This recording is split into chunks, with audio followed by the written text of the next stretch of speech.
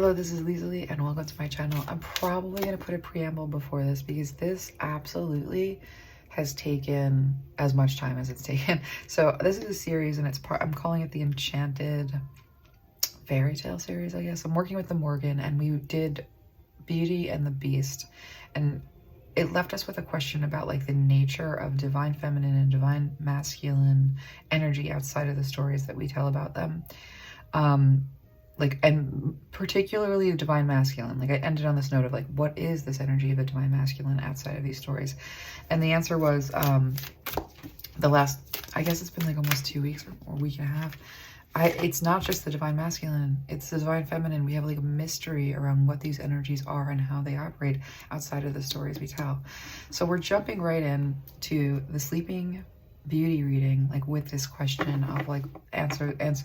What is the divine masculine and the divine feminine outside of the stories that we tell about them? And we're moving through the story of Sleeping Beauty with the Morrigan. And so Trip to Light Fantastic, this has been coming out, this card.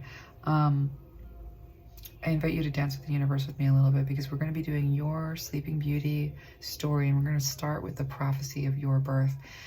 You all come in as being really important right now, and if you're in this collective, like spiritually, this is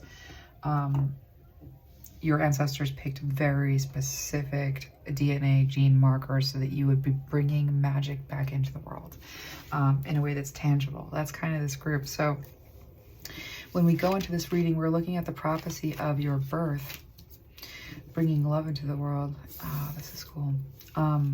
And we're using the story of Sleeping Beauty as our structure.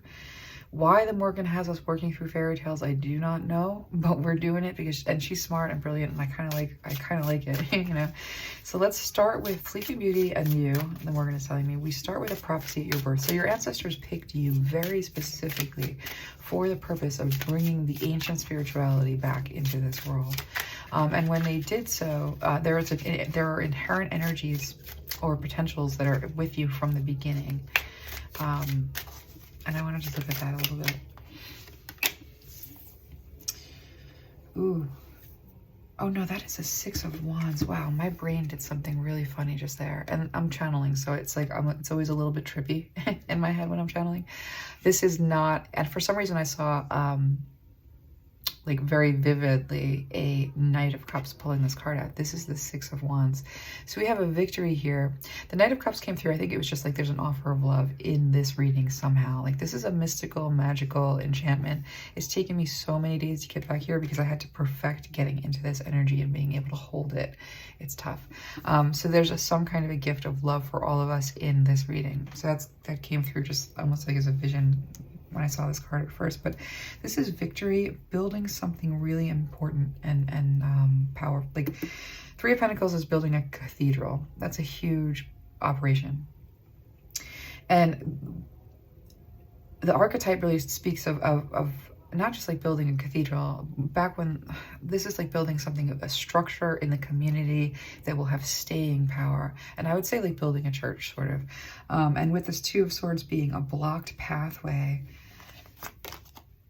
for the Queen of Cups. Let's see the bottom of the deck energy here, and the Page of Pentacles. Oh yeah, what you're bringing into the world right now, the spiritual infrastructure, the spiritual, and I am seeing a web, and I am seeing, it's a web, right? You know, the spiritual infrastructure that you're bringing in the way of a new way of being in the world is blocked. And I think that this has been blocked most. Okay, so we're talking about the divine feminine energy and the divine masculine energy, and you are bringing in this energy where there's a significant block, and we're going to look at what that block is, but you were meant to overcome it with your emotional intelligence.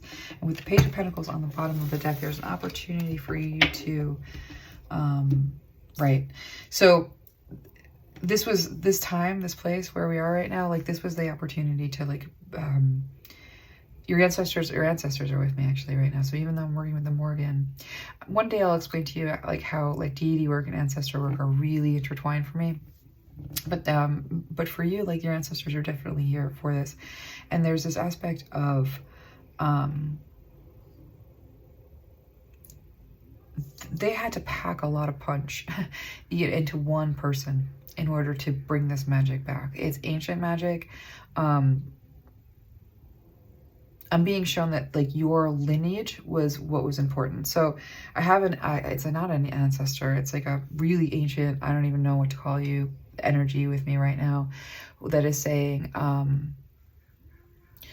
that they very carefully orchestrated your parents coming together so that your particular so you would have a really wide range of gifts from a lot of regions and a lot of different gods and goddesses, like through those ancestral DNA lines where the gifts were, you know, programmed in almost. And so again, they were trying to pack a lot of punch in with you, and there was a little bit of a gamble in the sense of like, how well is this gonna hold? And even with all of these gifts, is it still going to make up for the way, like I'm just being shown a vessel, like the way in which this vessel has to be brought into the world with all of these gifts, but it's a hostile world with the Two of Swords. There's no place for these gifts. And so it needs to be this like combination of, this is about the divine feminine energy. There's no two ways about it. I've learned so much about divine feminine and divine masculine energies in the last 2 weeks that I now can't see them as being separate genders. I only see them as existing in one person, as almost like a dance. And so there's something about that I think everybody really needs to sort of lean into. We are talking about the Queen of Cups, this divine feminine like nurturing, but also nature energy. And you're bringing that energy in a very, very powerful way, but it overwhelms your senses. I'm being told, like it feels like a hypersensitivity, and it was just this one shot, this one opportunity, and so your ancestral lines, like they are full of, I want to say gamblers, you know, energies that are like, let's take the gamble. Like we can put this all on this one person. We're all going to be there. They're going to be able to, you know, make these changes and do these. Like you've been knocking it out of the ballpark, is what I'm being told, but it also feels like it's too much with this breakthrough here happening though. And this again, this deck is a new deck to me, so I'm just using my feeling senses with it. I haven't memorized yet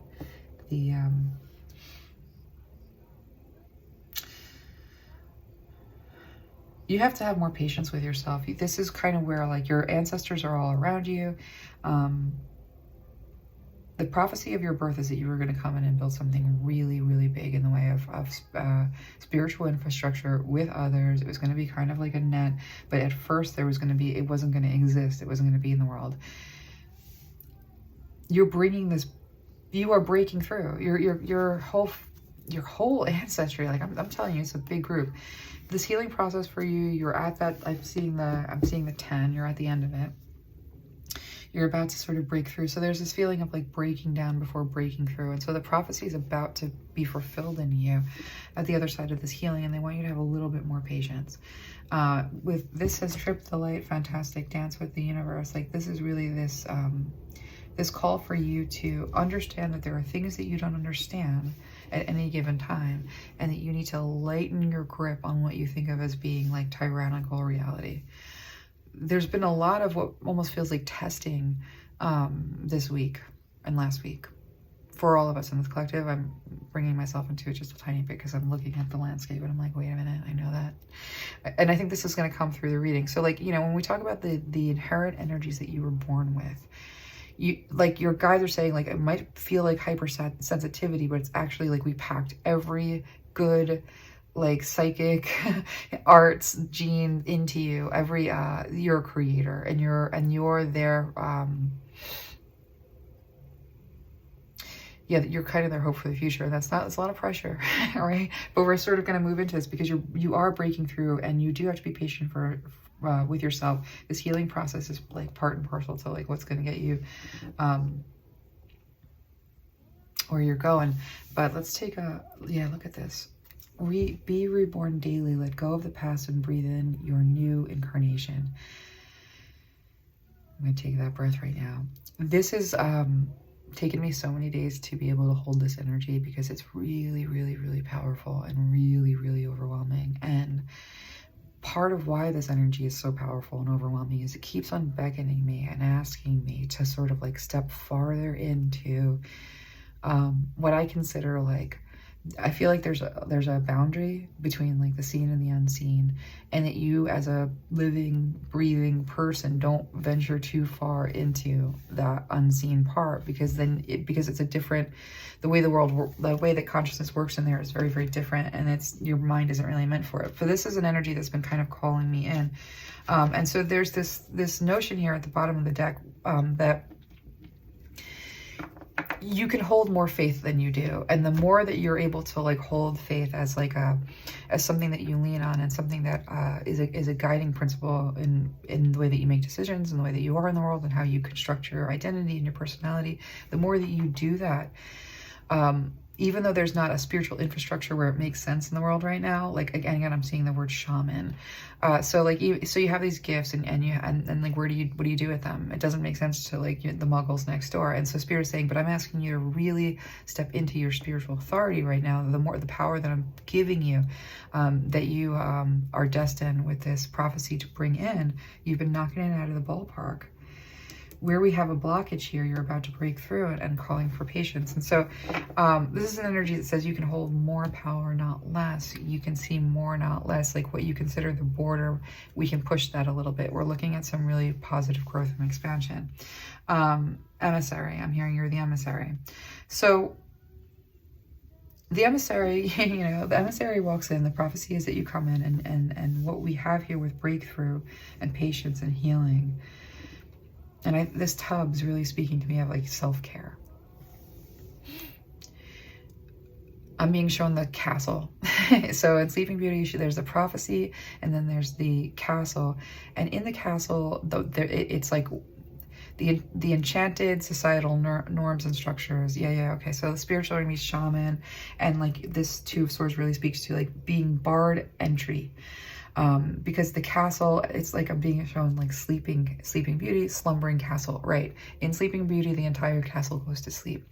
So in Sleeping Beauty, the entire castle goes to sleep. And so what the Morrigan is showing me is like the slumbering castle is like she's showing me a stage, the set that you're, that this prophecy like enters into, and that the slumbering is there in the way of societal norms and structures. Okay, now it makes sense. I've been shown, this is a hard channel to hold.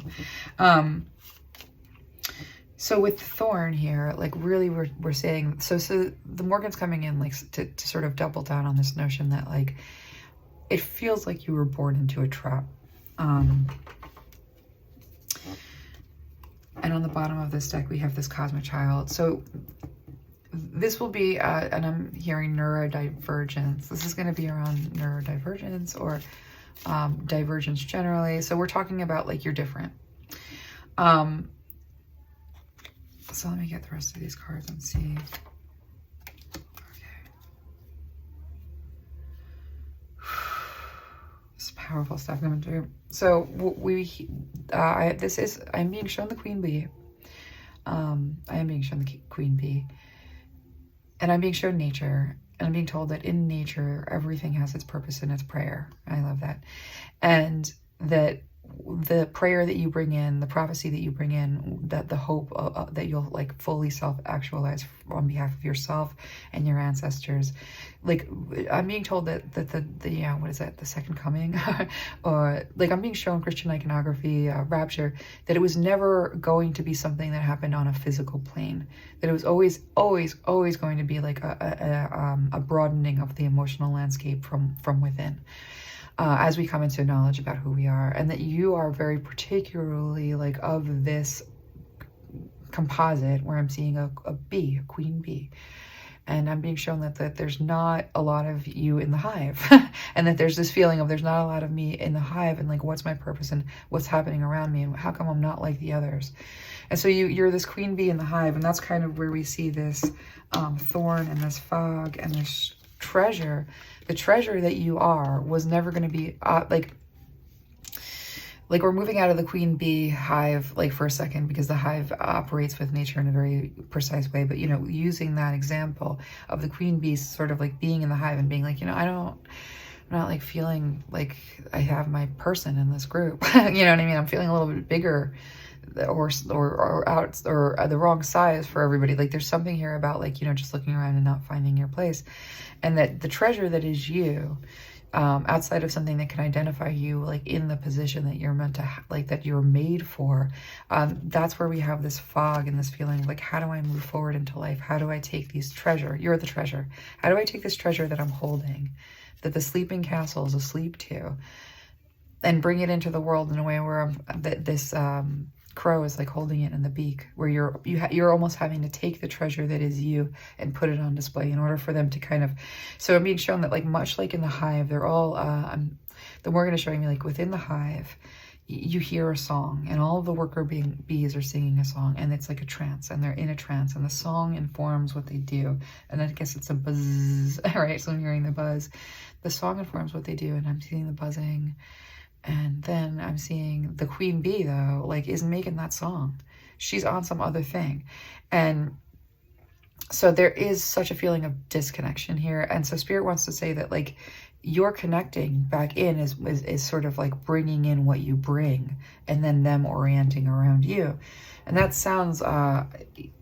You know what I mean? Like, as a reader, I want to be careful about some of this stuff, because we always want to avoid grandiosity. And anytime you're sort of like in a comparison mode and you find yourself on the upper end of that, like, check it, right?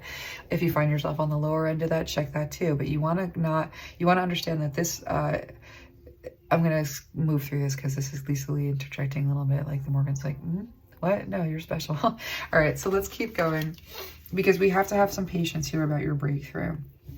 It's not a breakthrough that's just for you. It's a breakthrough for everyone. You sort of coming into an awareness of what this treasure is, how it is of any value to others, and what it means to put it on display is what breaks through this fog and this thorns.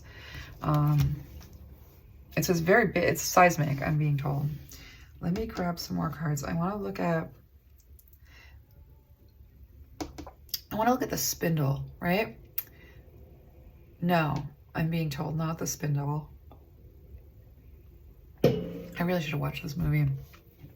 Like, I watched it like thousands of times. I feel like I had the chicken pox when I was little, and my mom just let me watch this over and over again through that entire sickness. And I was pretty sure it was all like very firmly lodged in my memory. But first, there's like Sleeping Beauty is born, and one person is not invited.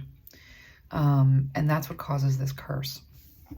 And so I want to look at that, because we want to look at the slumbering castle speaks to the curse that was over the entire castle. And so when we ask the question of what is the divine feminine, the divine masculine energies within us, what do they do and how do they operate?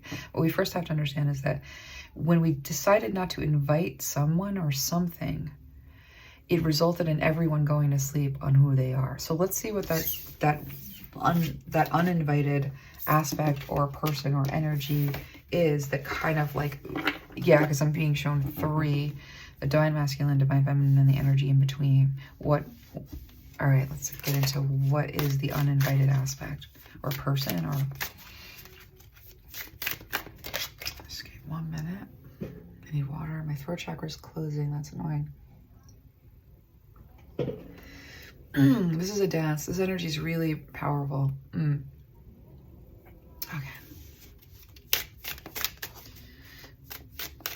The Morgan doesn't usually work from like invocation out. She usually works just like a spirit would communicating with me, but from invocation out, it's power.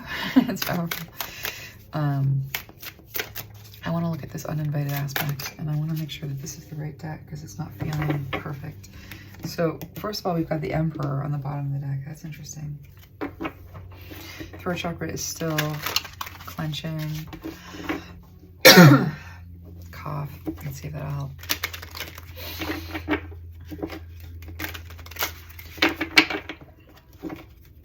Every deity, when I do this kind of work this way, it feels very, very different in my body. And it's not good or bad, but sometimes my throat chakra will act out. Because it's complicated. It's complicated to bring this stuff in. All right, so with the Keeper of Whispers and the Mad Prophet and the Traveler. So this is interesting because, you know, this entire week I have a puppy, an 8-month-old puppy who acts like nature, right?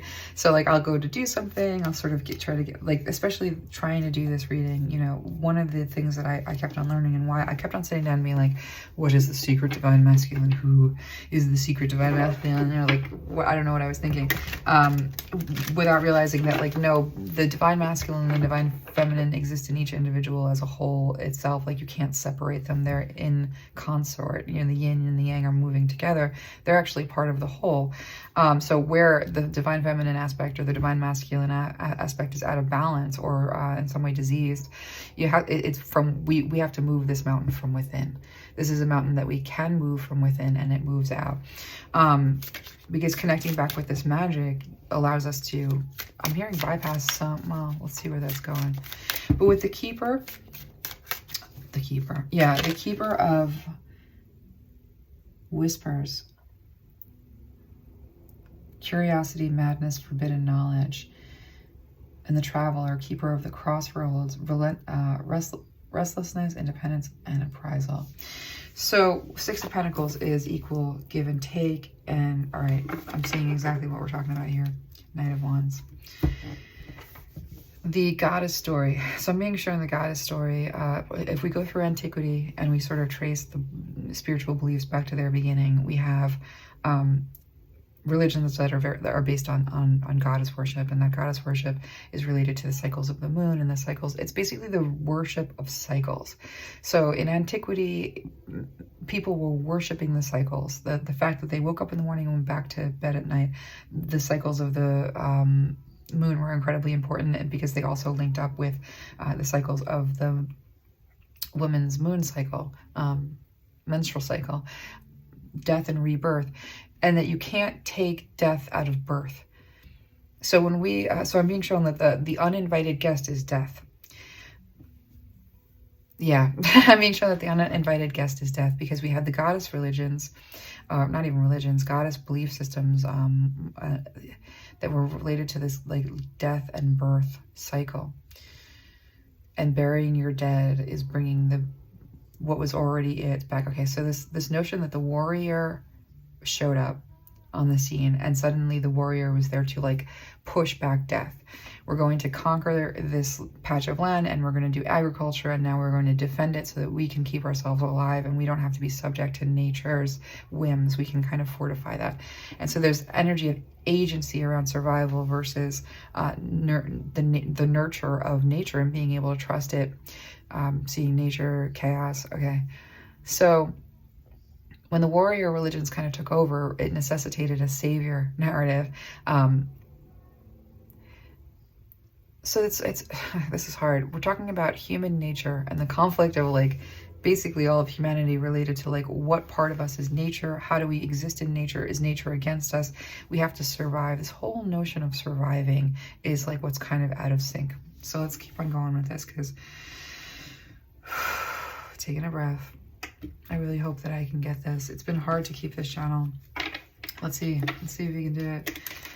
So yeah, death is the uninvited guest. When we decided that like death had no place in our day-to-day experience, and to the extent that everything is about like fending it off, that's kind of at the heart of being off balance around like what we are and what our growth process. I'm seeing death and rebirth, every cycle of your life. You know, you're a baby, and then you go into the next cycle. All right, so the Morrigan is telling me everything about life teaches you about life. When you're born, you're a baby, and then you go from being a baby. When the baby cycle is over, you are a child, and when the child cycle is over, you are an adolescent, and when the adolescent cycle is over, you are an adult, and when the adult cycle is over, you are an old. That these cycles are all like about like the transformation that we are meant to take over and over and over again. And the same way, like from the womb place where like that's your whole world, this is where I live, like this is where I am, this is everything, to like, oh my god, there's something so much more on the other side of it, the womb. Death provides us something else also. And so this notion that we have a war with death in any way, like this is a very difficult stuff to say, you know, but that war with death is our war with our divine feminine energy to an extent. Because it says you're here to nurture me, but you can't, yeah, life is nurturing, right? Life is nurturing. And we think like death is not. Death is nurturing too. All right, let's keep going. So that's the uninvited aspect. And I'm holding this deck for some reason, so I want to see. Right, with the Six of Pentacles here, this is really about balance. Yeah, the Emperor, taking dominion over death, taking dominion over the aspect of, okay, the unconscious mind and the conscious mind. Unconscious mind is the underworld in every kind of a way. And I think that's what came through with Beauty and the Beast, is that the unconscious mind is our underworld, and it's where our ancestors are influencing us from. And it's through the imagination, which is our ability to take like what's conscious and like move through the unconscious mind with it, that we're able to interact with the unconscious mind, the underworld, the upper worlds. Everything goes through the unconscious mind. When you're sleeping, you're in your natural state, and when you're waking, you're having an experience of a body. But this is sort of like how it always works. And what I'm being shown is so much significance being put on the waking life as the part of, yeah, wow, that there's a severe, that you don't even know who you are. You don't even know who you are because there's such a nightmare, a bad dream, being caught up in a bad dream, in your waking hours, of thinking that you can control the cycles, like the cycle of aging, nature, like trying to control that, that your body gets sick, nature, trying to control that. This is all nature, and it's all your relationship to nature. And I'm even being shown that like when it's not nature itself interrupting your progress and your agenda, it's going to be the nature of man. You know, you want to go to the gym, but there's it's raining or something, you know what I mean? Like that's nature, right? You want to go to the gym, but there's somebody fixing the road in front of your house and you can't get out of the driveway. That's the nature of man. There's always this interplay. And again, you can't separate the two. So life and death cycles are about like, you have control, you don't have control. You have agency, you have receptivity. And so when we look at everything that interrupts our agency as being an assault against our very life, an assault against our survival, we're at war with chaos, we're at war with the creative chaos, and we're not letting the aspect of the unconscious spirit and the divine source come through and co-create with us when we don't have a good relationship with nature. So it's almost saying, think about the divine feminine energy as nature, and think about the divine masculine energy as agency within that, within nurture. Wow. So divine feminine energy, nature, divine masculine energy, nurture. So, but nurture can go awry, and it has, when it doesn't nurture life itself. Okay, so this is really complicated. This is why I haven't been able to get this reading out, because I'm losing all sense of what we're talking about. But I'm going to keep on going, and I'm going to hope to goddess, yeah, temptation, secret temptation, being led astray. This is me being like, I don't know what to do with this. This is a lot, but we're going to keep going. We are going to keep it going because we're working with this idea that we disinvited death. We decided like death had no place in life.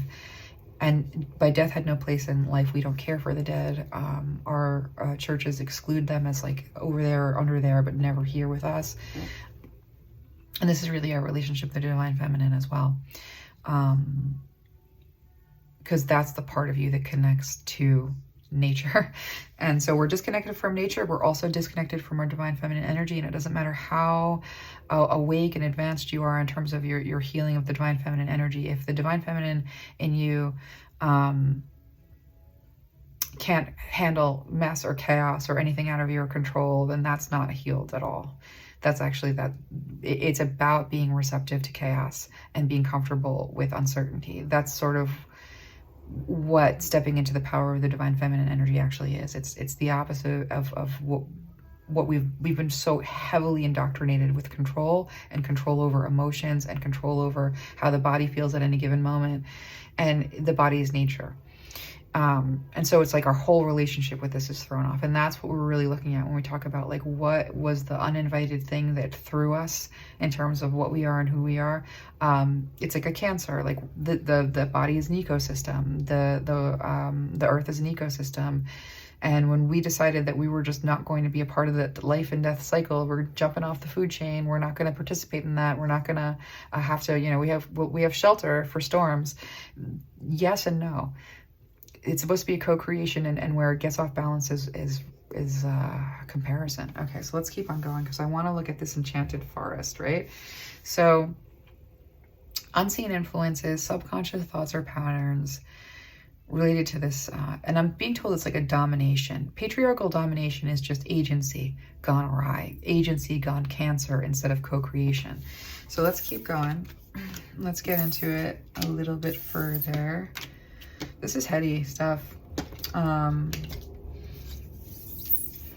Yeah, so if you if you take the male and female out of it, and you just think about the fact that, like, if you're one of these people that can't handle a single chaotic thing, if chaos cannot be tolerated by you in your whole dominion over your world, then that's where the divine feminine energy is a little bit messy. If you cannot stand change, I can't handle change, I won't do change, it's too overwhelming, that's a mishandling of the divine feminine energy. Because it is change, it's constantly cycles. It's cycles to remind us that we're always in cycles, and that we're never bound by anything because of these cycles. These cycles are what keep us free. Without these cycles, there would be no freedom.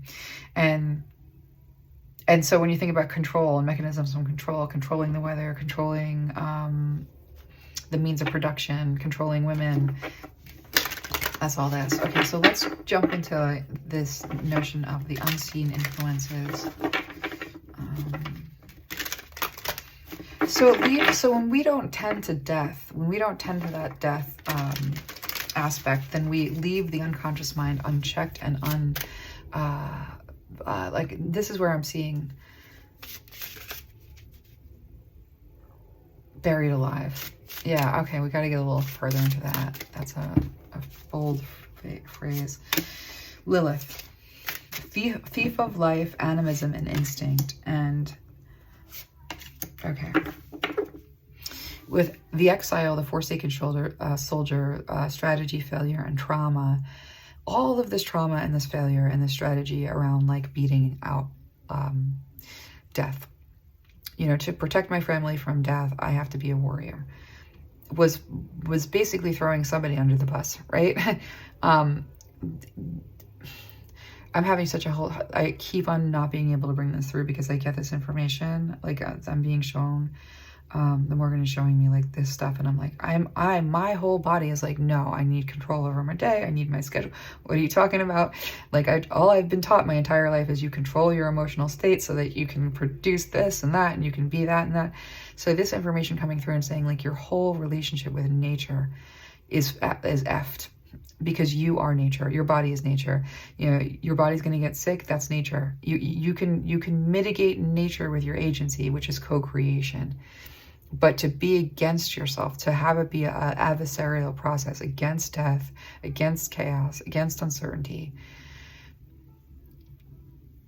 it's a big mental stretch to try and think of, like, what would a world be if I wasn't living enslaved to the principles of, like, I have to have control over everything I can have control over. Yeah, so the Morrigan is showing me that sentence to underline it. I have to have control over everything that I can have control over. Underlined. This is the diseased sentence. And it hits the way it hits, and my throat chakra is clenching against this because we're indoctrinated so heavily to the opposite of that this doesn't even, like, make sense to a certain extent. But we're going to keep on going. So the spiritual influences that you've been encountering in this enchanted forest, like, yeah, so I'm being shown, like, Sleeping Beauty was driven into the enchanted forest because she had no place. Hold on, I gotta cough, my throat chakra shutting. Come on. This has been a hard message to bring through. It's against all my conditioning to think about nature and thinking about my nature as being, yeah, the Morrigan is saying people operate like they're at war with their own nature all the time, constantly, thinking that they have to fight their nature, they have to fight their drives. And this is just a real disconnect around what nature actually, like, what nature is and what nature you are. What is your nature, right? So we have this hunger, animism, instinct, Lilith energy, that Lilith as hunger, animism, and instinct is categorized as a thief of life. You know, life is given to you, it's mine. You know, no, life is not, you're moving through. It's, And so when we think about the goddess religions of antiquity, and we think about the fact that, you know, it was the cycles, the divine cycles of life and death, life gives and takes, and it goes around and around and around. She's telling me that the ancients, when they put somebody in the ground, they expected them to be born tomorrow, like next week. That you never put anyone in the ground without thinking that they were going to be born into the family, like in the next couple of years. Like Morrigan is saying, we just never even considered, because in the same way that you're so heavily indoctrinated to prize life over death, we were indoctrinated in the cycles. And for us, the cycles meant like you never lose anyone. And they knew, they were like, we knew from like the deepest place that to put somebody into the ground was to welcome them anew in the next season. Every single time, we never questioned this, because and we saw it. And what you have in the way of like amnesia around past lives and feeling lost has a lot to do with no tending to the afterlife, not having a relationship with the afterlife, and not having a relationship with your ancestors, not feeling like that's tangible and real, not developing those skills, not having the clear communication. She's saying that for us, and we know that this is true, channeling is capable. So the Morrigan is saying with channeling, and we know this from channeling, people who can channel do this, you're able to connect with your ancestors and their wisdom. You can connect with your loved ones when they passed away and their wisdom. And they can tell you what's going on over there. And what we have in the way of channeling right now is like what has broken through. She's showing me cement and a flower that has broken through the cement. That's like this rare, random, like fluke of beautiful epigenetic nature. That's like a recessive, barely ever there, because of what has been beaten out of us in the way of being able to connect to the divine. When Christianity said you can only pray to one God, but you're not even allowed to pray to that, like there's I don't know what that is. Okay, Catholicism, the church was between the person intermediary. So the Morrigan is saying that at the onset of Christianity, it was the empire. She's saying that Christianity was co-opted by the empire, and now what we have is empire personified in like, yeah, she's showing me a religion. So that religion was the intermediary between you and the afterlife, and you and the deities.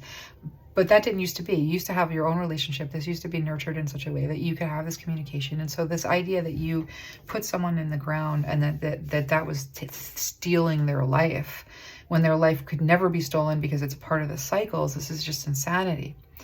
So we have gone so far away from that as to make our entire lives about fending off death. And that's not to say that we like, you know, jump and skip into, you're meant to live as long as you can possibly live. That's absolutely true. Because you're in for the whole experience, and the whole experience is, she's saying, there's a lot of predestiny going on that we're not even aware of. Because that's our nature. The consciousness is its own thing that we're beginning to understand a little bit more, but you know, it's new. And so this nature, so she's saying that, you know, we put people in the ground and we think they're gone because we don't have any mechanisms to communicate with them. We don't have the people in our community who know how to do this, that operate as the intermediaries. Most people can do this on their own in the right kind of a spiritual environment and learning, like, you know, when you're working with your gifts from a very young age. She's saying it's effortless, right? But that it's a part of ourselves that we've cut off, that was uninvited to the conscious experience, and as a result, it has been wreaking havoc. Ancestors being influential, but they're still not healed, and we're not aware of our interplay and all the stuff. It's like wreaking havoc. So without death rights, without with this Annabis here, let me read this. Arbiter of truth, preservation, neutrality, obligation.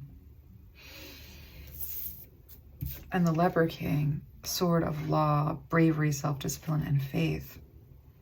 Let me get some cards on these. I want to see what this is, because there's something here with this breakthrough. So, like the Morrigan is saying, we've been in exile. We've been in exile from ourselves, from our own nature, and it's been a war, and it is a war. So she's saying, how often do you like get up in the morning and fight with yourself about like your schedule and workload and like all of this? This is a war, you know, like really intense, multifaceted war. Okay. So, because she's saying, like, if you're not, here's the thing, when you're outside of cycles, she's like, you cannot escape having to contend with nature's, what is that? Agitate, okay. Change, contingency. She's like, you can't be at war with nature's contingency.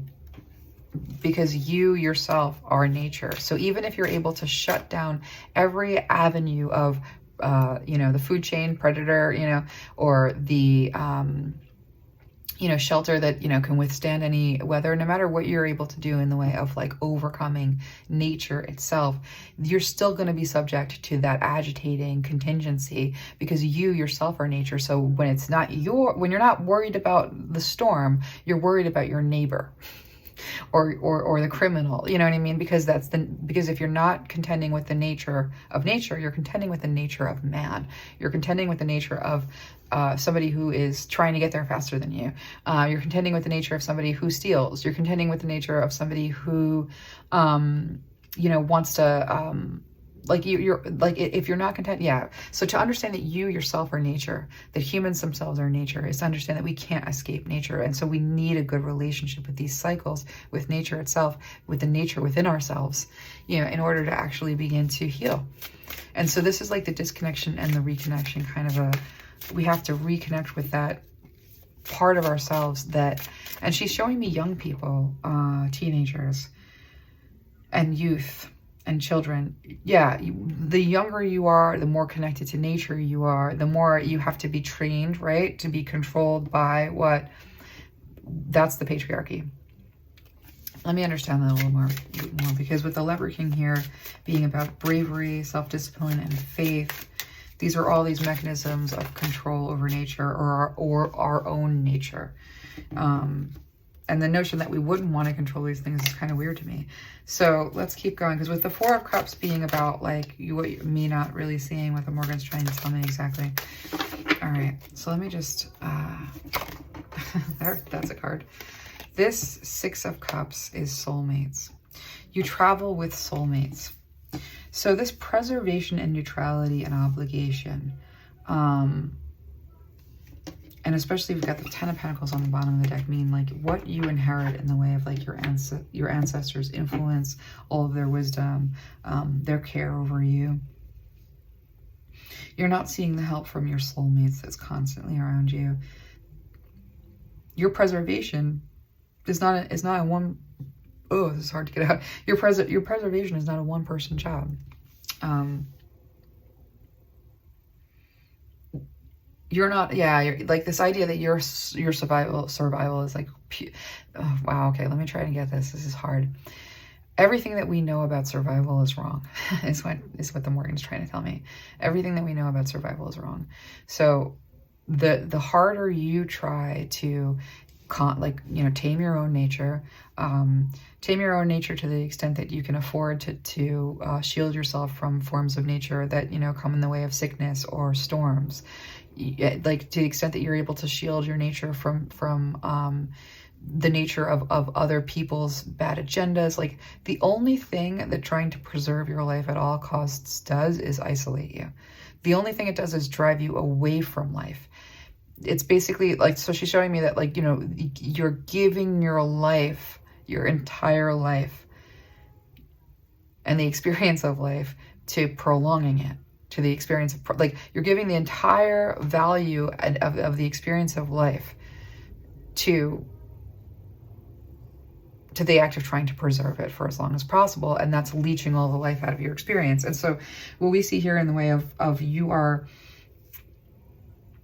not obligated in quite the way you think you are to make your entire experience about self-discipline. Okay, let's find out what the hell that means. I don't know what that means. Let's get into it. Let me get another deck here.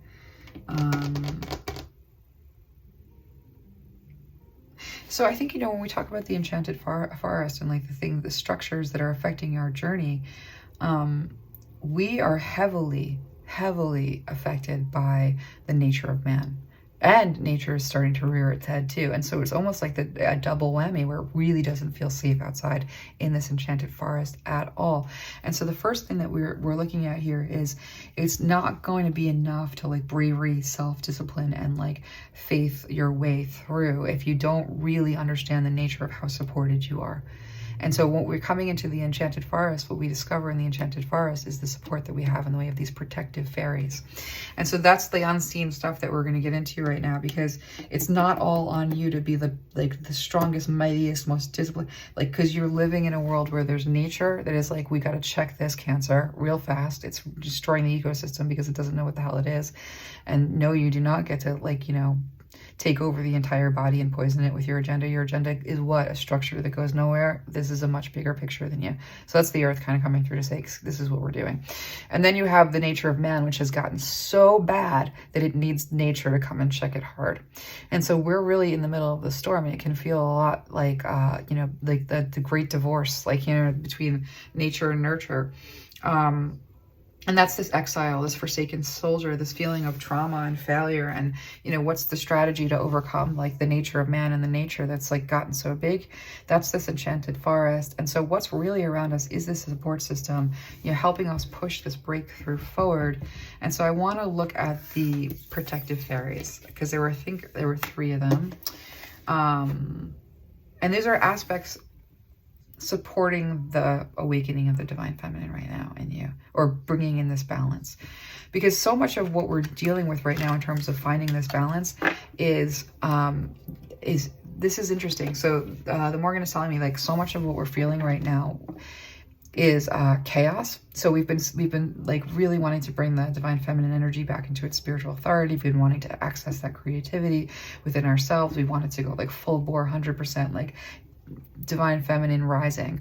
But because the divine feminine is equal parts like this beautiful nurturing, the earth provides, there's always fruit on the trees, and you know the earth provides for you everything that you need to kind of survive and have the environment be conducive to your growth.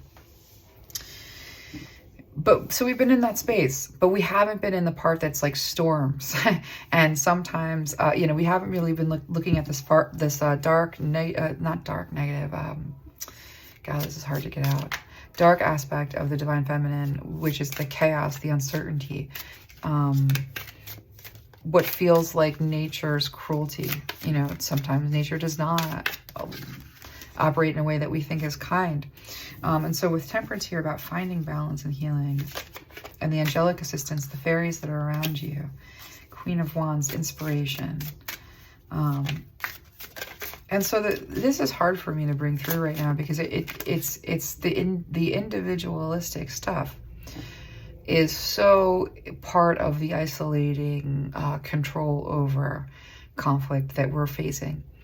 And all of this, the moving the mountain within is a really, really difficult thing. And that is a task at hand that confronts everything, because it's like, I have autism, you know, I just do. So for me, controlling the nature of my emotions is like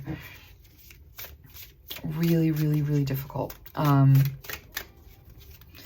And a full-time job. And I can't imagine what it would be like to just like let nature be nature, you know? And so like this aspect of the divine feminine energy that is something that you have to negotiate with in order to move forward, because it's meant to agitate expansion and growth, which means it's meant to challenge you.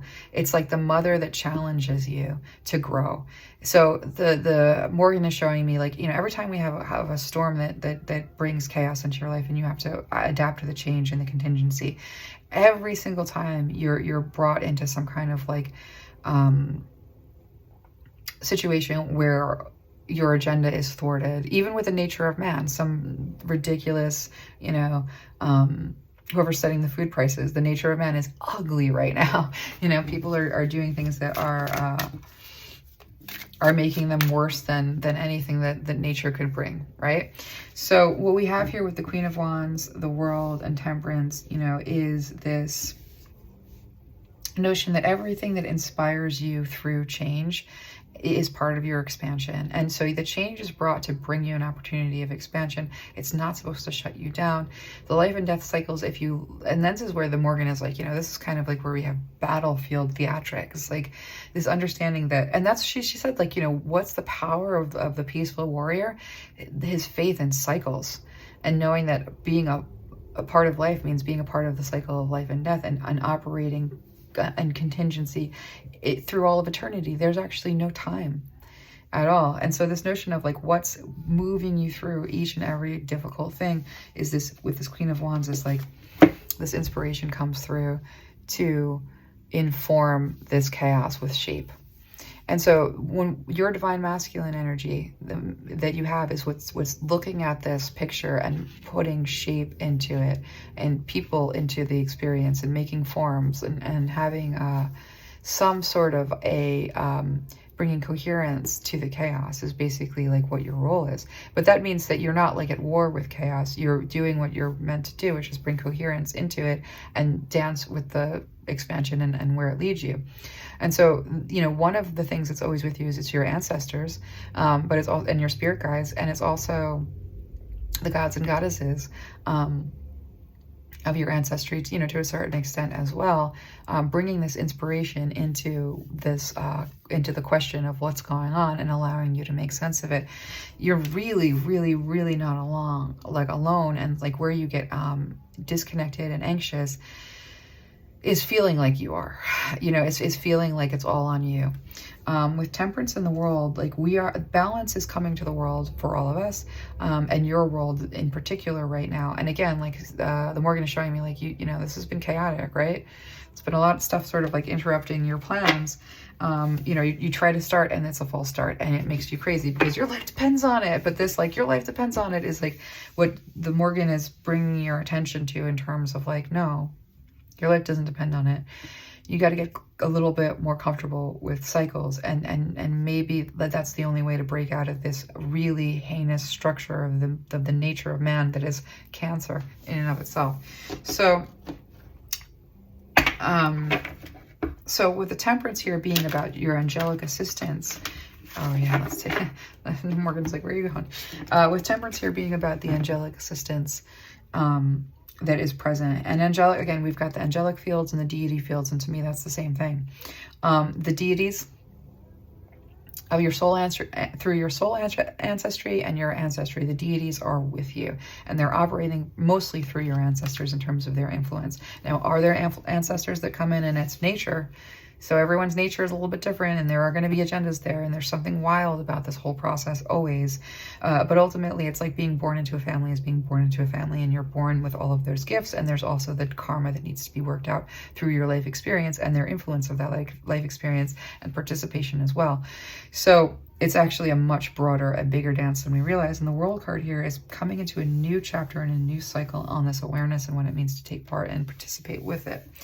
So you have, with the World card here, this energy of the new helping you, like, oh, the Morgan is saying you're part of the new. You're part of the nature that these, that the patriarchy is experiencing as nature. You're part of like moving this mountain from within, getting in touch with this energy, learning how to work with this energy, learning to operate within cycles of change and contingency with power and confidence, and having the structure not be the structure that you impose upon it, but your ease with the structure that is natural. These are the things that are like very much informing what's going to help you and help others. And so to sort of like lean into that is what you're being called into. These ancient spiritual beliefs are like, it's almost reversed from what we understand, like, you know, revering the life and death cycles when we're at war with death every single day. Even it means like the death of an hour because we didn't have enough time to finish that thing, or the death of a day because like that day got out of my hands, you know what I mean? Like every single time we're trying to like be at war with anything that could be chaotic, anything that could be in the way, anything that could present change, anything that could interrupt the agenda and make us alter the way that we're doing it so that we do it in a new way. You know, we're meant to keep moving and dancing and co-creating because we're not the boss. If we were the boss, we would drive ourselves into, well, we're trying to be the boss. It's not looking so great. So we're being told that your protective fairies are these energies that are actually pushing balance in through you. You're very, like the emissary. I'm hearing the word the emissary again. So let's take a look at the rose hedge, the barriers. We've been talking about the barriers here, but like when it comes to like embracing this interconnectedness and like this relationship with our divine feminine aspects of ourselves that are about the change. And so the Morgan's also bringing in like hormonal stuff, like for some reason she's saying like, you know, the cycles, the moon cycles, and she's the womb cycles, you know, getting in touch with those, like having a good relationship with those womb cycles is really important, and those growth cycles are really important, and understanding the nature of hormones and the nature of weather. Like we're not supposed to be fixed strength ever. We're supposed to be moving through like a lot of different weather, and it's ease with that weather or relationship with that weather. So the Morgan is saying like when you like throw a fit because the weather in your body is like not conducive for taking outside and that you're just going to like have to wait for the weather in your body to change before you have to, you know, in any way, like you're hiding from life itself when you're trying to control the weather inside to this degree. She's saying it's not hospitable out there ever, because it's like control of yourself. Like everything that we value has to do with control and levels of control. And she's saying that is like, she's like, that's precisely what is not in harmony with nature, because if you look at nature, it doesn't operate like that. And so what does it mean to try and operate with nature? I want to see what it means to try and operate with nature, because yeah, this intensity. So part of what we're meant to do, you know, soulmates keeps coming back in, because, you know, we have to begin to forge, you know, what's in our way with death not being invited is we don't have a relationship with death. We don't have a relationship with how to operate like through the unconscious mind, like in a conscious way at all. You know, and to the extent that like Freud thinks he invented this concept, like, no, this has always been, that's just trying to control it even more. And so there's this notion of like the dream, you know, as being something that you are meant to participate with in terms of reverie. Reverie has been coming up a lot, and you know, it's this notion of like the unconscious mind has a storehouse of help for you in terms of managing your internal weather. Calling on your ancestors, you know, that's like going into prayer, allowing yourself to manifest, being able to dream your way into a future that you can then like chart the path with. You know, these are all things that you have to do to interact with the psychic space, and the psychic space should be leading you through nature, because the psychic space is nature's, that's the emissary again. And so this notion of the dream and soulmates, and you know, that your first order of like reestablishing, so she's saying the natural order, which is okay. You're either contending with nature or you're contending with the nature of man. In order to bring things back into balance, we have to move more towards nature. Like instead of trying to gain control, to sort of lean. Okay, so she's showing me when you're driving and your car hits ice, that you're not supposed to hit the brake, that you're supposed to actually like lean into the ice and then steer out. I hope that that's true. Check it on YouTube before you do it in a car. But what I'm being shown is that like if you're driving and you hit ice, that you're not supposed to hit the brake, because then the car is going to spin. You're supposed to just smoothly like turn into it. And so, you know, when we to reestablish a healthy relationship with our divine feminine energy is to not try to control it, to try and move with it in a way that like yeah, basically the analogy that we just had with the car. And so with this friendliness being, I haven't learned this deck yet, I'm doing it by intuition alone. The Two of Cups, I think. Let me just take a sip of water. Man, my first chakra. I'm a physical medium, which is really weird. There aren't that many of them, and I think when they happen, there aren't a lot of examples of how to do this. So I play it by ear. I kind of figure it out as I go along. So it's kind of a very intense physical experience for me, even though I think that, yeah, it's hard to hold this energy. And I'm going to say that every time I almost fall out of it in order to kind of pull myself back in again. I want to just like consciously bring myself back in. Currents, we've got currents on the bottom of the deck. With adore, root, and shelter. Oh, this is awesome. So we have here this like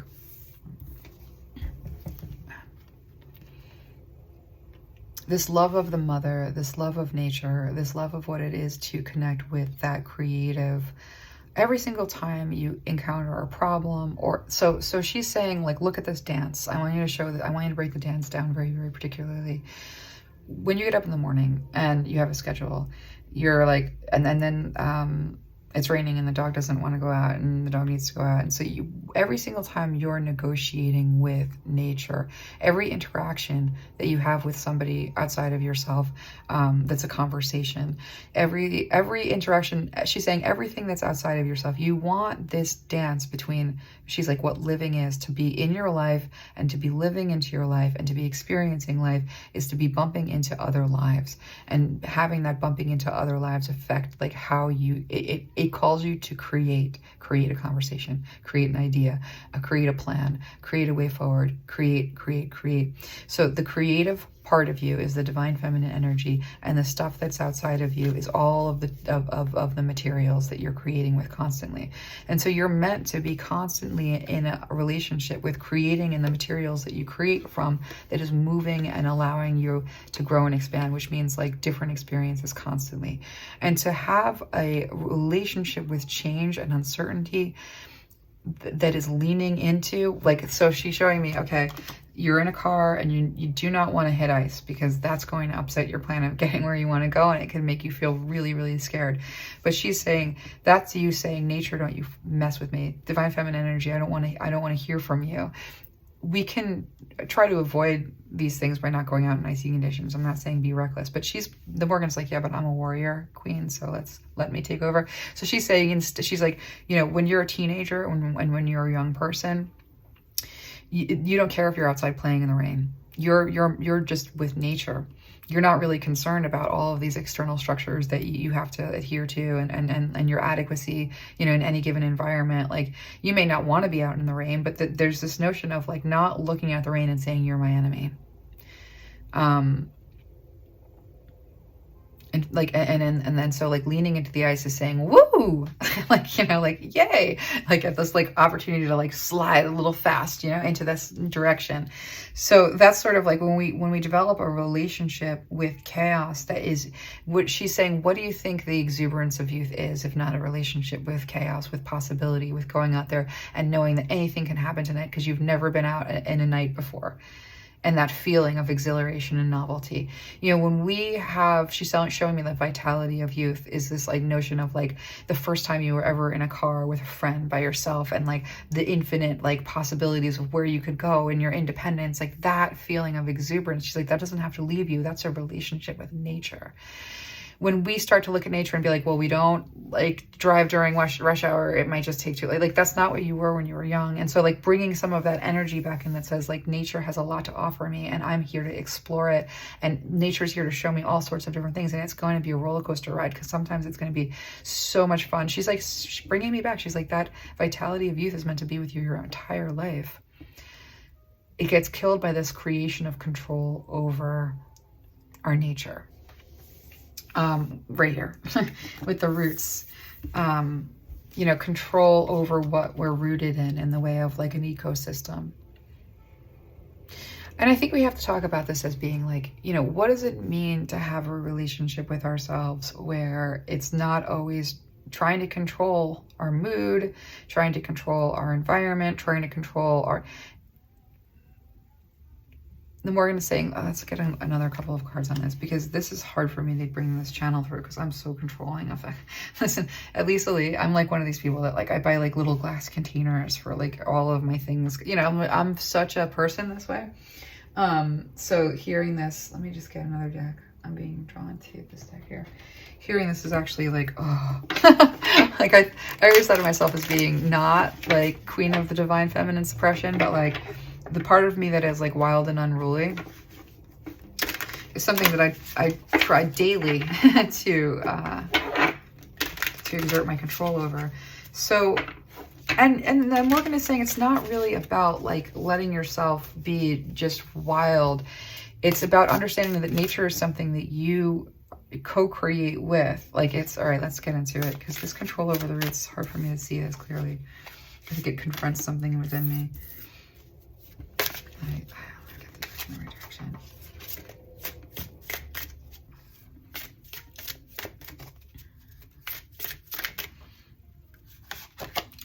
water, creation. Wow, I love this. Okay, at the bottom of the deck, we have this wildness, this electricity. This is what we're talking about, that vitality of youth, like this relationship with chaos and possibilities that says, like, this is what we're doing. This is what I'm here for. With marine life and creation, water, and the soul, I love this because I'm being shown, I love this so much. I'm being shown that the fish in water, the fish that's swimming through water, doesn't know that it's in the water. And if you were to, if a fish could communicate with you and you were to say, like, listen, fish, you're in water, the fish would be like, what are you talking about? You're in water. What? You know, like, so with this richness in marine life and creation, the consciousness of your ancestors is the water that you are constantly swimming through. Like you are always, because as a human being, you're always in one way or another a vessel, because you're a part of a much bigger infrastructure of soul. So like in the same way that we have like control as being so indoctrinated in, like so hard baked in that we can't even think of like, what's a divine feminine energy? Like what? You know what I mean? Like there's this notion that like individualism, even over our conscious minds, I don't know how to say that. So basically she's showing me that, okay, we're the fish swimming in the water. We don't know we're in water. We don't know that we're swimming through the consciousness or the unconscious. Oh God, this is so hard. I'm sorry. Just give me a second. I've been struggling this entire time. I have been working at this every single day to be able to hold this energy. Give me a second. Okay, I'm back. I'm back being able to do this. All right, so a fish swims through water and it doesn't know it's in water. You swim through the consciousness of your ancestors without even knowing it. And everything that informs you is part of that consciousness. And so this co-creation with the universe, really, you know, it's about sort of knowing what you are as a vessel of the divine, and the divine being.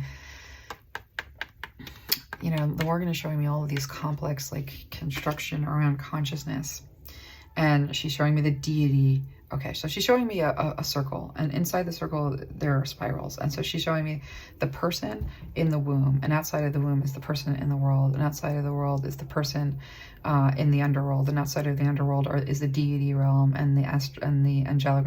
Like all of these layers exist, right? And and like our being is constantly like moving through all of them in one way or another, and what we're moving through is constantly influencing us. And so if we were just a little bit more hands off about my life, this is my life, it would be a lot easier for us to feel connected. And like the war against death, you know, in and of itself was really this war against the life and death cycle. I'm going to prolong my life and the life of my family as long as possible. And to do that, I have to amass as much as I can, and I have to conquer as much as I can, and I have to be in control of as much as I can. And I need to beat the food chain, and then I need to beat the nature of man food, you know, chain. And then you're all the way at the tippy top by yourself, completely disconnected, miserable, and you can't even be close to the people around you, because the nature of men is especially rancorous when there isn't the influence of the nature of nature around it. It's a tyranny of control that just isn't. It's all of it is illusion. And so this notion that, like, you know, when we like loosen our control over, like, I know how to, you know, that's what we have here with the shelter and intensity.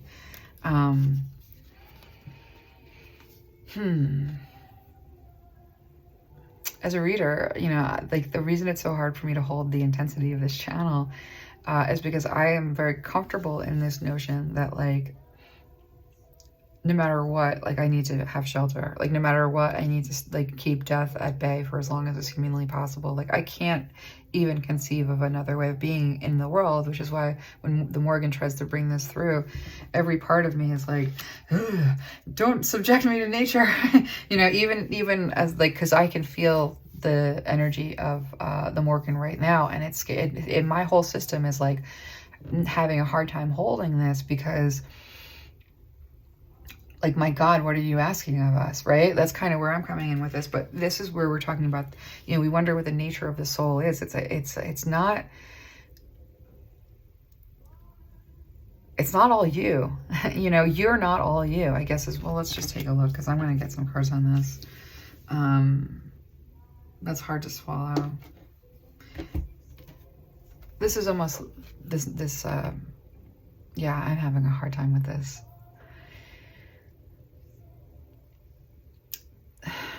She's saying that the more disconnected and closed off you are, the less like this you feel, and the more like this you feel, the more connected and the more there is that's actually operating in the way of like divinity through you. When nature is in harmony with your nature, there's almost nothing that the divinity can't bring through you, and that's sort of where the Morrigan's trying to push us.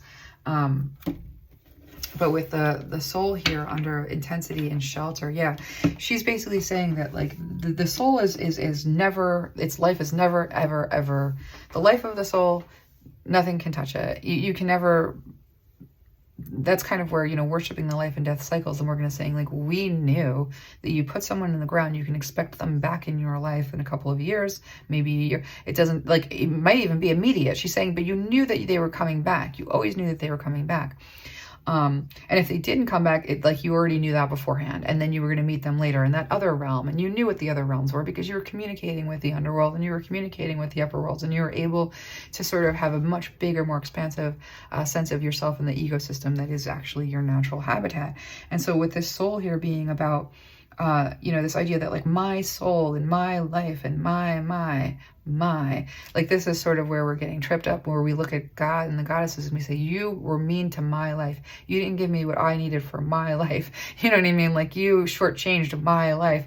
And, you know, the soul is never without everything that it needs. And when it should meet death, it's again, another type of nature nurturing. Death is nature nurturing as well. The underworld, you know, and what it means to get stuck there or be confused there or be angry there, it's still this opportunity for you to operate between the deity plane and the ancestor plane and kind of like learn your way forward in terms of a level of comfort and really knowing what it is that you truly are. And so this soul here being this intensity about the body, that's what the shelter is. That's why I'm just like, please don't make me do this.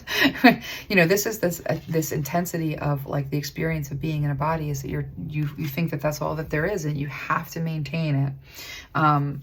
You know, every major religion tells us, and this is where I like to interrupt the channel a little bit and bring in my own. Every major religion tells us this, and every single time it comes up short. I'm just going to tell the Morrigan for all of us, like this message of like, you're an infinite soul. And so all the unfairness and the crappiness that you experience is just part of this like parade of weird, macabre, like whatever. That's never a good enough answer for me. So I'm going to sort of like be the bold one with that, because I want to know what this true love kiss, you know, this whole thing is. You know, we have this barriers to like what it means to have this interconnectedness. And it's this notion of like, exactly what I'm bringing in the way of this question. The barrier to like opening my mind to all of this stuff is like, well, that's not good enough for me. Sorry, it's not good enough for me. I don't want to be the consciousness that's floating around that helps my, you know, I don't have grandchildren, like, you know, that helps the future generations. Like, I want to be me having this lived experience, like having an amazing lived experience. I don't want to die. You know what I mean? And so when the Morrigan wants to say, you know, again, it's about balance, you know, and you're not living, she's saying if your entire life is around this idea of extending your life, then you're not living your life at all. You're living at war with your life. Like, that's weird. Okay, let's take a look. Let's go into it. Okay, we want to go into this notion of true love's kiss. So the barrier is that it's actually like, it almost feels like a war of wills, this notion of this war of wills. It is my will to live, and nature is like, it is my will to help you understand that you're alive no matter what, and that you're just operating in cycles, and that should be not something you're at war with. Change isn't your enemy. Okay, I'm gonna keep going because I'm like, this is usually about the time that I lose the ability to carry this channel, but I'm gonna try and push through anyway. And by that I mean I've sat down with the energy of the Morrigan a bunch of times, and it just, I would get to this point and like I would start crying, frankly. So let's just keep going, because I want to see what this true love's kiss. This is kind of like the moment of awakening, realization, to the inherent energies, I guess. Harmony, balance, respect for all entities and the environment. Okay, let's take a look at this. What cards? I'm going to use these cards. All right, let's go. I really hope this is coherent. I think it will be. All right, so let's keep going. I want to see true love's kiss. Show me this moment of awakening. What is it to sort of wake up to what we really are? Because, yeah, the soul feels... it's funny. I deal with spirits all the time. And when they don't want to cross over or cross under, that's like a new thing that it's very interesting. But that's almost like going into the earth again. Like it's almost worshiping cycles again. But when they don't want to cross, when they don't want to evolve, when they want to be stagnant, then when they want to hang on, when they want to like I'm seeing someone with their fist around their life, like not willing to let go of it. It's always around this difficult notion of what it means to like just be a soul. It seems so diminished when you're like my body, it's like me and that's my hair. But nature is going to get you because the nature is your body. The nature of your body that ages, the nature of your body that gets sick. Gnosis, okay.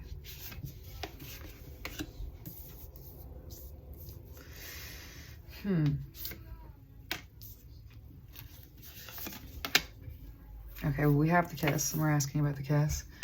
And the mirror. Yeah, I'm getting all these cards out. Whew. And the unseen. Okay.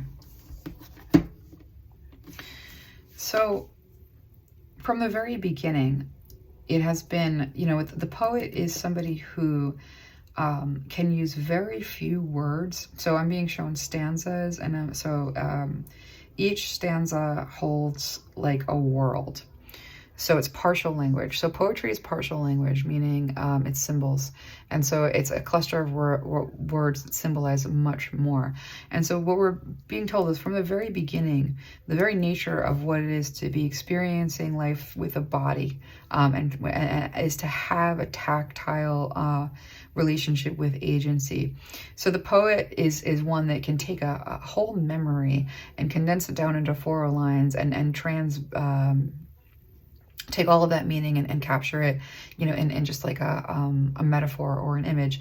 And so we're always meant to operate in this world that is story people, that is a meaning making, that like has a relationship to nature. I'm being shown the synapses in the brain. So if nature and earth is a body, the synapses in the brain that bring the information from one thought to, you know, a more to a belief or whatever, we're synapses. This is the job that we have. This is the part of the body that we are. And the synapses are constantly being moved forward by bursts of electricity and inspiration now. So I'm being shown that if we think about what the earth is and the body of what the earth is and like what our actual job, if we're to like find out like human beings, like what is the job that they do in the body, it's that like from a consciousness perspective, like we are the synapses. When we're in the form of a body, we're a synapse. But the charge that comes through, that's our ancestors. That's the spiritual influences that are around us. It's never us. And so we definitely always are this dance. And when the body takes supremacy, it's not supposed to. We're not supposed to have a relationship with the body that says the body is better than the soul, which is exactly what rises up in me confronting this stuff. So, you know, you're here for a very short period of time, whether it's for a minute or a day or a year, to contribute to what it means to make meaning towards the whole. So when we look at short lives and we're like, how cruel is nature to take that life so young? Part of what that life was doing, that synapse was coming in to bring in an idea that was going to change the concept of the whole. And part of the idea that it was bringing through was only for a short time, because that short time had such an impact that it created this whole other understanding. We're not supposed to be clinging to the lives themselves so much as we're supposed to allow ourselves to constantly be moving through the stories that are created with us and around us through our experience. And so that's really this kiss, is to sort of like marry this concept of, you know, what you are and what you're here for, or what the nature of your purpose actually is. With the tear and the web here, what you feel for others, Let me just feel this. Because we're meant to have a relationship with the unseen. There's a lot of grieving around this idea that like life is taken away, that life gives, but then life is taken away. That this causes so much pain. The Morrigan is showing me it's the heart of duality, the heart of of everything being either good towards expanding life, preserving life in the category of good, and bad, killing life, taking life. And yeah, that there are rules, you know what I mean? There's reasons why we don't, life is sacred, and it is a sacred thing to participate in, and no, you don't ever take life. But when it's natural, when we're not, and so the Morrigan is saying, like, all murder is the nature of man, and it is not nature. All murder is the nature of man, not nature. And the only reason that the nature of man is something that you're contending with is because, yeah, so it's almost like this notion of like nature. So the Morrigan is saying, you're prolonging lives that nature would take out. You are prolonging lives that nature would have taken out because of the amount of sickness that was in them.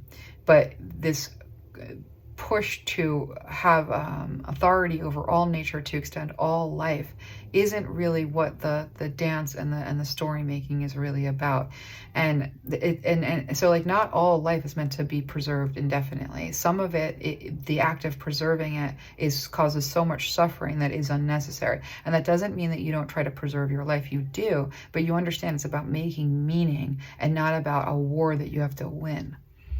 Because your life is a meaning-making mechanism. That's all that. So as long as you're making meaning and you're finding the poetry that you're wrapping around the enormous concept, you're moving your own expansion forward and the expansion of the whole forward. And it is sort of like an interconnected thing with this web. We all rise together, or we don't really rise at all, but that doesn't mean that nature doesn't play a really, really big role in the shift and the sifting and the story that is essentially like what is supposed to sort of bring the healing. So with the flame here and the mirror being about, to see yourself not in opposition to death. Death comes to break you out of bad relationships. Death comes to take you out of this is hard. Let me get some cards on that. Because there's this notion here that, so what does it mean to not hate death? Because I kind of do. I don't change. Thinking of death as change, because death is, again, when you try to stop all the cycles, like, you don't want to, the nostalgia and the cult of nostalgia is all around, like, I don't want to live as an adult, living as an adult in a world where like everything is a challenge, because to be an adult in this world is to be a slave to someone else's elongating or, extending their life at the cost of your own and your own children. You're serving somebody else trying to beat death, and it's costing everyone their lives, because everyone's life is being paid into this survival mechanism that doesn't benefit anyone and just makes those that, benefit from it even more disconnected than this is a mess, right? And so when we think about, what does it mean to have this kiss, to like come into this romance or this beautiful, this balance within yourself, moving the mountain from within, the light and the aspect of life and the aspect of death, is to have a love for death and the cycles and what it means to have change come into your life. It means you're ready for the next thing. You're ready to participate in another expansion. That's when change comes in. It's because you're ready to participate in another expansion. And it's always really difficult and rocky.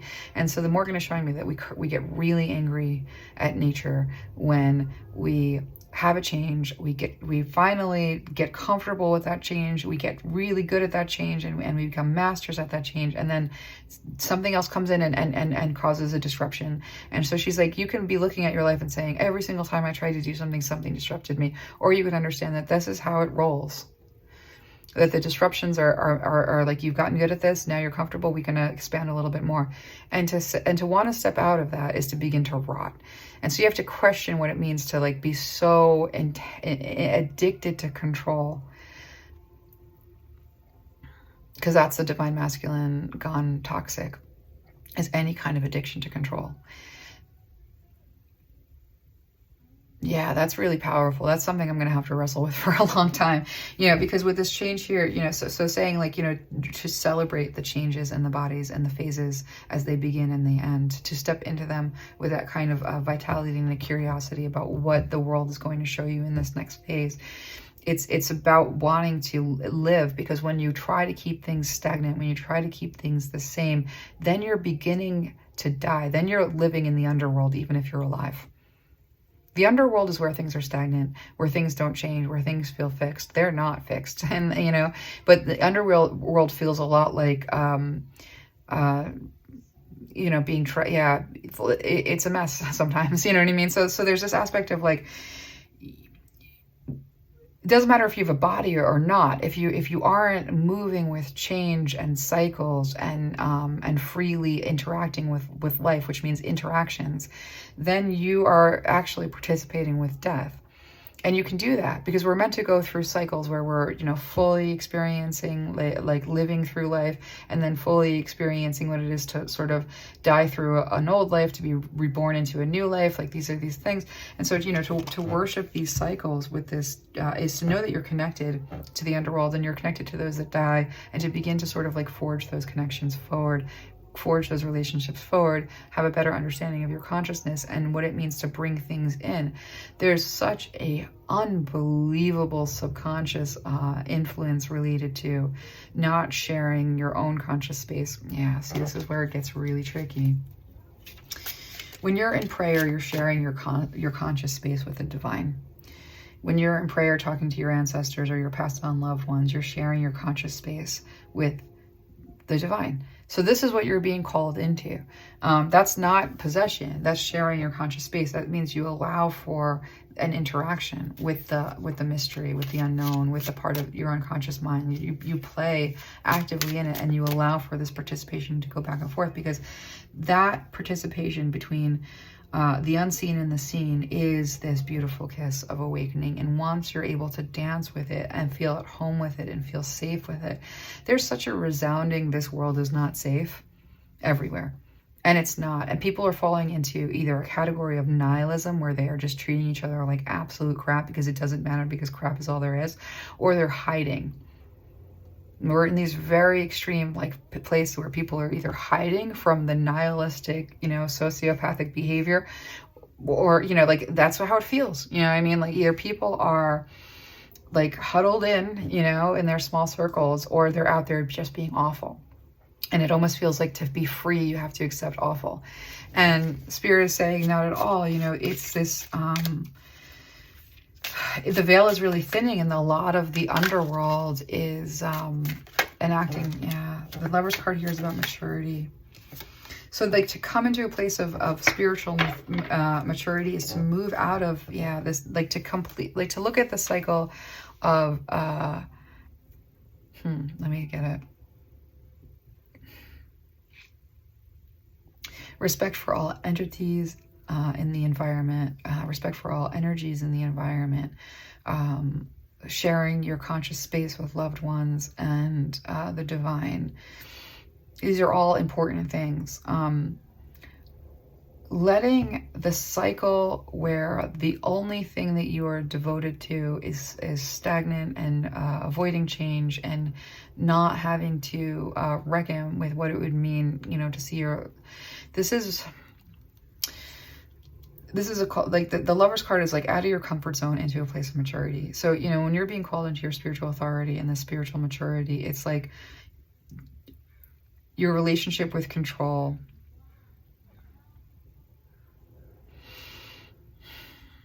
it needs a level of maturity is basically what it is, because we want to think about like the poet, you know, what does it mean to control your environment in a natural way, to make meaning of every change, and to move out of that meaning into in a new perspective. So to make meaning of every change and move out of that meaning into a new perspective is the natural way of encountering change. Not trying to do everything in your power to ensure that no change happens. And to complete a cycle where you think you have like the tyranny of thinking that you need to control everything about your external environment and everything about the nature of man, or, you know, in your external environment in order to be safe. Instead, it's knowing that it's not about like safe or unsafe. It's going, you know, moving them out from within, developing a relationship with change, and the change that can be imposed on you by nature, or the change that can be imposed on you by the nature of man, where there's trust. That as you make meaning of every change, you come out with a new perspective that moves you forward in life. That's this trust that needs to be built. And she's saying that, like, it can be hard. So much of Christian indoctrination it like really messes this up. And whether or not you're a Christian, if you're like in a Christian nation, like this is this duality, like good and evil. So, you know, when something bad happens during the day, that's change that came in that you weren't expecting. But it's going to be work to find harmony with that, because again, it's a very, very strong influence to oppose it. And so, you know, this is calling you to a place of, you know, allowing this flame of inspiration from the unseen realms to be reflected through your experience. But, you know, this is tricky. You know, it's tricky because the unseen realms, like, aren't easy to navigate. You know, they've been neglected. It's that unconscious part of your mind. And yeah, so the Morrigan is just saying, you know, this is really what it means to break the chains. She's like, you asked and I answered. With this inner voice being about, be led, be taught. Don't be so rigid. When change comes in, you know, here's where we have this call to harmony with nature that is really difficult. The harmonious kingdom, the kingdom of heaven on earth. Your consciousness houses your own conscious experience, but the influences of your unconscious mind, that's your ancestry. You know, the body and this sort of like 3D kind of experience, like it's very temporary, and you share this space. And so even when you have a bad mood that rolls through and you're like, why am I in such a horrible mood? What is the energy that I'm entertaining? You know, is it something that I picked up like on my walk, or is it something that is influencing me? You know, is it an ancestor who's trying to work out their trigger this way? Like, whatever it is like where you do have structures of control, making meaning that changes your perspective is also allowing for revelation for your ancestry, and that's that healing of the whole line and a smoother experience going forward. And when you happen to be, you know, interacting with external nature in the form of like a spirit that like is annoying, you know what I mean? You know, making meaning of the condition in order to have a perspective that can be passed on as revelation. Like, you're a meaning making, that's your savior quality. Is in narrative, in the narrative that you wrap around everything. And the narrative that you wrap around everything ends up being the structures that we can all kind of create into the world. So structures that are created into the underworld is like ways of dealing with death and bringing death into your life in a conscious way, and interacting with it and interacting with the divine and sharing space with your consciousness.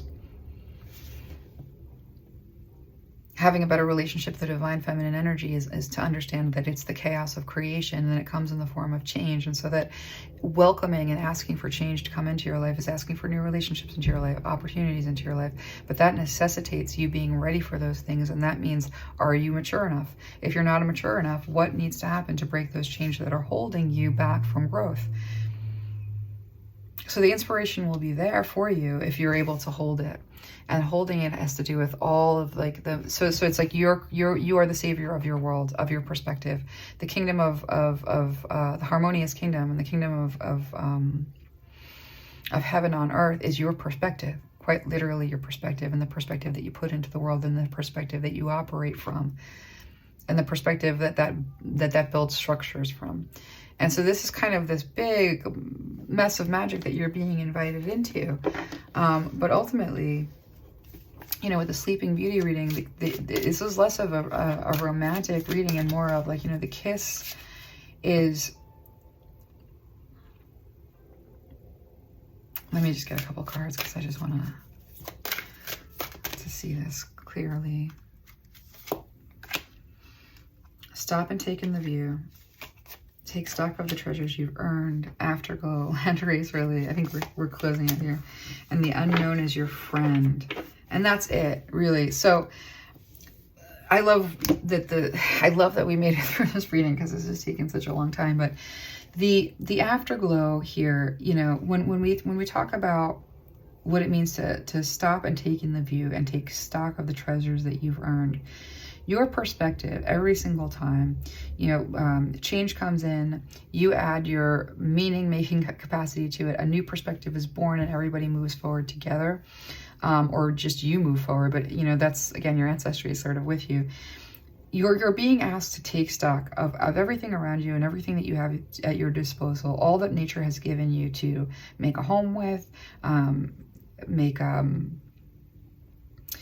a direction with, make relationships with. Like, basically, when you think about all of the external resources that exist, and then you're going to add to that all the internal resources that exist, and you're going to take a minute and recognize where nature has provided for you. Now, has nature provided for you so that you are above comparison? Never. Nature is never going to provide for you so that you can always find yourself above comparison. I have more than they do. They have more than I do. You know, comparison is a problem of hierarchy. It's a problem of patriarchy. It's a problem of capitalism. Like, it's poison. It's cancer. I'm coming back to this is not how the body works. And so when we look at, because it's not competition, it's always I don't know why the Morrigan is bringing this through, because someone out there is saying survival of the fittest in competition. No, new science on that. It's about cooperation. Never was around competition. And it's really important. The Morrigan is saying if you were closer to nature and that you had your shamans who like could communicate with animals, like you would know that. So much of what we're trying to make up for is in science is what we would have very easy access to through channeling. And so when we stop and we take in the view, and the Morrigan is saying that's part of nature. You know, the search engines that you've sort of are, you know, we're inventing all of this technology for parts of what we already have naturally is. So she's saying like channeling in and of itself is like a search engine where you can pull up all of the beliefs and the wisdom of your ancestry, like in a single prayer. And so when we stop and take in the view and we take stock of what we were built, what's built into our very beings in terms of what's meant to nurture and expand our lives,